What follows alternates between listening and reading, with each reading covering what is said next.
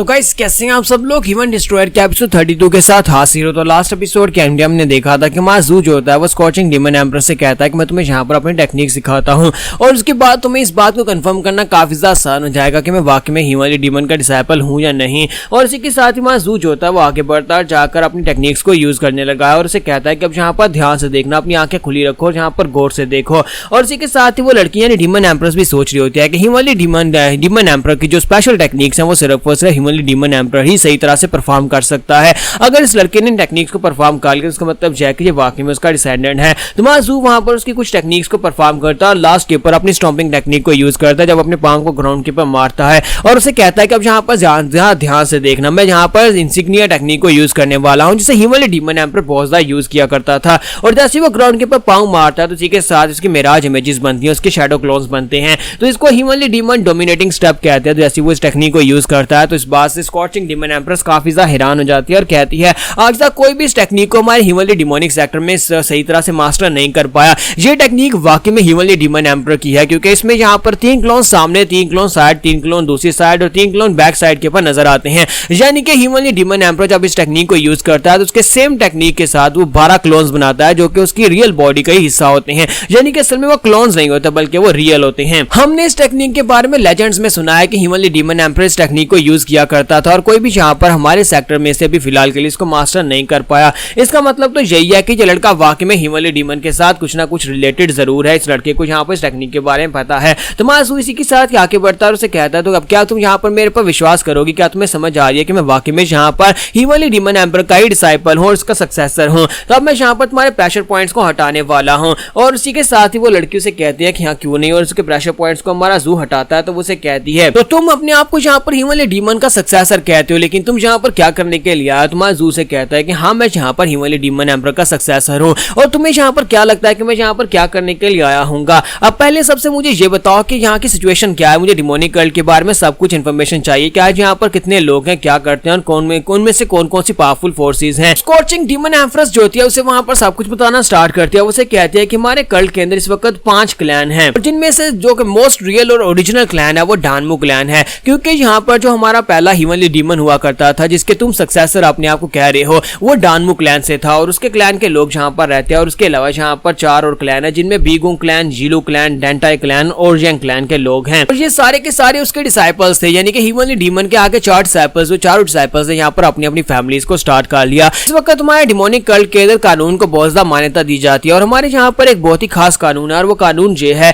कि अगर कोई यहाँ पर डिसेंडेंट है जो कि डायरेक्टली डिसेंडेंट है डानमू क्लैन का, सिर्फ और सिर्फ वही यहाँ पर सुप्रीम क्लैन लीडर बन सकता है, और सिर्फ उसे यहाँ पर कल्ट लीडर बनाया जाएगा। लेकिन हमारे लास्ट टाइम जो यहाँ पर हमारे पास कल्ट लीडर था जो डानमू क्लैन से था, उसके मरने के बाद अब डानमू क्लैन में कोई ऐसा खास प्रोमिनेंट बंदा बचा नहीं है जिसको हम लोग नया कल्ट लीडर बना सकें। इसका मतलब यह है कि पिछले कई सालों से यहाँ पर हमारे कल्ट लीडर की पोजीशन और उसकी जो कुर्सी है वो खाली पड़ी हुई है, और उस कुर्सी के ऊपर कोई भी यहाँ पर बैठ नहीं सकता, क्योंकि जब तक यहाँ पर डानमू क्लैन चाहे ह्यूमन डीमन जैसे कि तुम उसके डायरेक्ट डिसेंडेंट, तुम अपने आप को सक्सेसर कह रही हो, यानी कि यहाँ पर तुम्हारे लिए वो कुर्सी खाली पड़ी हुई है। तुम्हारा ज़ू से कहता है कि मुझे लगता है कि डिमोनिक कल्ट को संभालना बहुत ज्यादा मुश्किल होता होगा, क्योंकि तुम्हारे पास यहाँ पर फिलहाल के लिए कोई लीडर नहीं है, और बिना लीडर के तुम सभी लोग तो आपस में फाइट करना शुरू कर दोगे। आज यहाँ पर तुम सभी लोग अपने आप को इस तरह से मैनेज कैसे कर रहे हो। ये जगह से देखकर लगता तो नहीं है कि तुम सभी लोग आपस में लड़ते झगड़ते होगे, और यहाँ पर लीडर की पोजीशन के लिए फाइट क्यों नहीं हो रही। तो ये बात सुनने के बाद स्कॉचिंग एम्परर से कहते हैं कि तुम यहाँ पर काफी तेजी के साथ सीख रहे हो और तुम्हें यहाँ पर बातों की समझ भी आ रही है।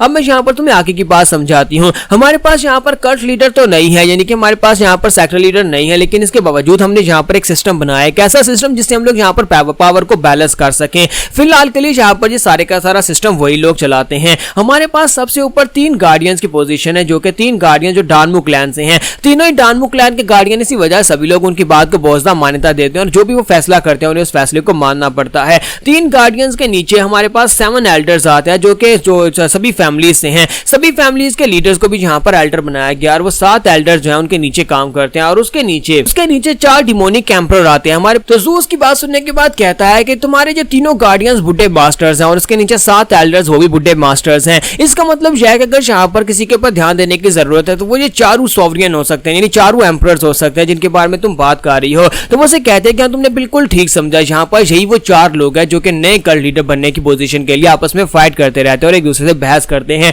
इनमें से एक ब्लड डीमन है, दूसरा वर्मिलियन सन सन डीमन है और 1000 सोल डीमन और चौथा पॉइजन डीमन है। ये चारों के चारों मोस्ट पोटेंशियल कैंडिडेट्स हैं जो कि हमारे नए सेक्टर लीडर बन सकते हैं। डानमू क्लैन के अलावा बाकी के यहाँ पर जो 4 बड़ी फैमिलीज हैं, यानी कि बाकी के चारों फैमिलीज के ये सेक्टर हेड भी हैं। मासूस की बात सुनने के बाद सोच रहा था कि अगर मुझे यहाँ पर डिमोनिक कल्ट का नया लीडर बनना है तो फिर मुझे यहाँ पर इन चारों एम्परर्स को हराना पड़ेगा। तो स्कॉचिंग डीमन एम्परर से कहते हैं कि इनके बाद अब यहाँ पर बारी आती है 4 एम्प्रेसेस की। 4 एम्प्रेसेस हैं और 4 ही फ्लावर्स हैं जो कि यहाँ की फीमेल एक्सपर्ट्स हैं। तो जोस की बात सुनने के बाद कहता है कि तुम यहाँ पर अपने आप को स्कॉचिंग डीमन एम्परर्स कहते हो, इसका मतलब यह है कि तुम भी उन चारों एम्प्रेसेस में से एक एम्परर हो। क्या ये बात ठीक है? तो वो उसे कहते हैं कि हाँ, मैं यहाँ पर चारों में से एक हूँ। इसी के साथ स्कॉचिंग डीमन एम्परर से कहते हैं कि यहाँ पर एक और बहुत बड़ी पावरफुल फोर्स है जो कि यहाँ पर 12 यंग मास्टर्स हैं। हमारे यहाँ पर पूरे डिमोनिक कल्ट के अंदर 12 यंग मास्टर्स हैं और उनके इन्फ्लुएंस काफी ज्यादा है, उनके फॉलोअर्स काफी ज्यादा हैं क्योंकि वो यंग मास्टर्स हैं। सभी लोग उनको फॉलो करना चाहते हैं क्योंकि आगे जाकर वो अपने क्लैन के हेड बन सकते हैं या फिर कल्ट लीडर बन सकते हैं। इसी वजह से उन सभी लोगों को काफी ज्यादा मान्यता मिलती है।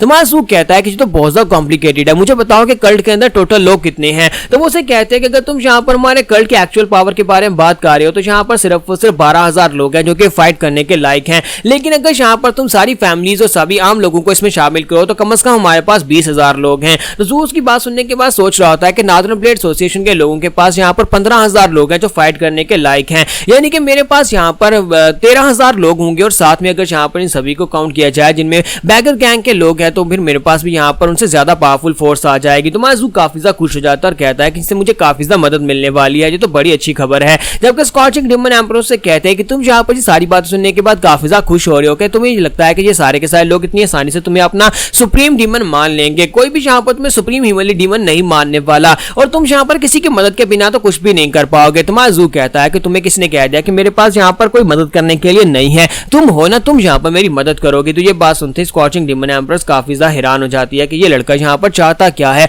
ये चाहता है कि मैं यहाँ पर इसकी मदद करूं। पहले इसने यहाँ पर आकर ये कहा कि ये हिमली डीमन एम्परर का सक्सेसर है, उसने अपनी टेक्निक्स मुझे दिखाई। अगर ये बात वाकई में सच है तो इसका मतलब यह है कि ये हमारा नया कल्ट लीडर बन जाएगा और किसी तरीके से अगर ये नया कल्ट लीडर बन भी चाहता है तो फिर मुझे यहाँ पर इससे बहुत ज्यादा फायदा हो सकता है। इसी के साथ ही हमारी स्कॉचिंग डीमन एम्परर जो होती है उसकी बात सुनने के बाद मुस्कुराती है और उसे कहती है कि मुझे तुम्हारी बात की समझ आ गई और मैं तुम्हारा साथ देने को तैयार हूं। इसी के साथ वो उसके सामने घुटने टेकती है और उसे कहती है लेकिन बदले मुझे यहाँ पर तुमसे कंडीशन चाहिए, यानी कि मैं तुमसे यहाँ पर कुछ लेना चाहती हूँ। तुम्हारा जू कहता है बताओ तुम्हें क्या चाहिए। तो वो उसे कहती है मैं यहाँ पर तुम्हारे सामने एक कंडीशन रखना चाहती हूँ कि जब भी जिस वक्त भी मुझे तुमसे एक चीज चाहिए होगी वो तुम मुझे दोगे। तुम इसको ये समझ लो कि एक वादे की तरह है, जब भी मुझे जरूरत होगी मैं तुमसे वो चीज मांग लूंगी। तुम्हारा जू कहता है कि अगर मेरी पावर में हुआ, अगर मेरे पास वो चीज हुई तो मैं तुम्हें वो जरूर दूंगा। तो आप बताओ कि हमें यहाँ पर कैसे स्टार्ट करना है। तो इसी के साथ ही उसके सामने घुटने टेकती है और उसे कहते हैं कि सबसे पहले तो मैं यहाँ पर अपने आप को इंट्रोड्यूस करवाती हूँ कि मैं यहाँ पर एक बहुत ही लोली डिमोनिक सर्वेंट हूँ। स्कॉचिंग डीमन एम्परर यहाँ पर हिमली डीमन एम्परर को ग्रीट करती है। तुम्हारा जू से कहता है कि स्कॉचिंग डीमन एम्परर साहब बताओ कि मैं कहां से शुरुआत करूं। तो वो से कहते हैं अगर तुम्हें यहाँ पर अपने आप को रिकॉग्नाइज करवाना है क्योंकि फिलहाल तो तुम इस कल्ट का हिस्सा भी नहीं हो, अगर तुम अपनी पहचान को सभी के सामने लाना चाहते हो सबसे पहले तुम्हें तीनों गार्डियंस के पास जाना होगा। गार्डियन और एल्डर्स ने अगर तुम्हें इस बात को मान लिया कि तुम वाकई में यहाँ पर हिमली डीमन के सक्सेसर हो तो फिर तुम्हारे लिए यहाँ पर कल्ट का हिस्सा बनना बहुत ज्यादा आसान हो जाएगा। यहाँ पर हम लोग अपनी एपिसोड 32 का एंड करेंगे और नेक्स्ट एपिसोड में देखेंगे कि हमारा जब गार्डियंस के पास जाएगा तो गार्डियंस का इतनी आसानी के साथ इसकी बात को मान लेंगे या फिर इसका टेस्ट लेंगे।